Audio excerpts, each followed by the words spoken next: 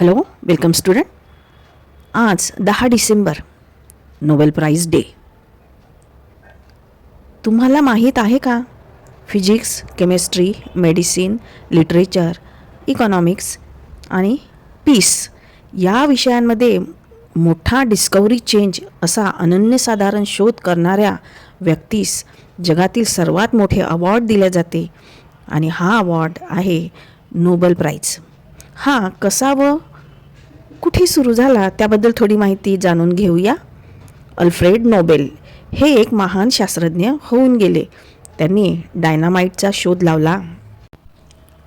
Alfred Nobel एक scientist, businessman, writer आणि chemical engineer होते. स्वीडनमध्ये त्यांचा जन्म झाला व तिथेच त्यांनी कार्य केले. एकदा काय झाले की एका न्यूजपेपरला त्यांनी सकाळी बातमी वाचली व बातमी होती, मृत्यूचे व्यापारी अल्फ्रेड नोबेल यांचे निधन.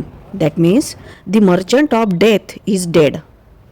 ही बातमी बघताच त्यांना आश्चर्य झाले. त्यांच्या या खोट्या मृत्यूच्या बातमीपेक्षा त्यांना त्याच्या टायटलचे अतिशय वेगळेपण वाटले.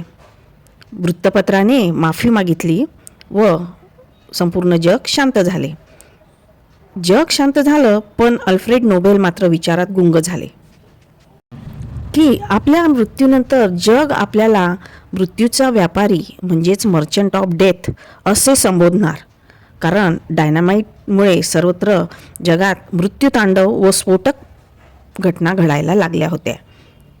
जगाने त्यांना विध्वंसकच घोषित केले असा विचार त्यांनी केला. तेव्हापासून त्यांनी जगामध्ये शांती स्थापना करण्याचे कार्य सुरू केले. त्यांचा मृत्यू 10 डिसेंबर 1896 झाला. तेव्हापासून हा पुरस्कार देण्यात येत आहे.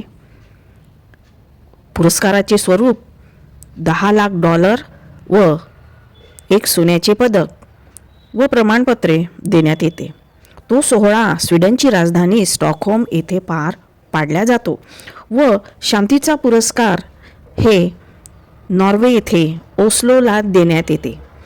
हा सोहळा सेंट्रल बँक ऑफ स्वीडन यांच्याकडून करण्यात येतो आणि डायनामाइटच्या शोधातून जमविलेल्या संपत्तीमध्ये एका ट्रस्टद्वारे या पुरस्काराची रक्कम जमवण्यात येते आणि अशा रीतीने स्फोट घडवणाऱ्या डायनामाइटमधून आजचे जगातील उच्चस्तरीय शांती प्रस्थापित करण्याचे पुरस्कार दिले जातात.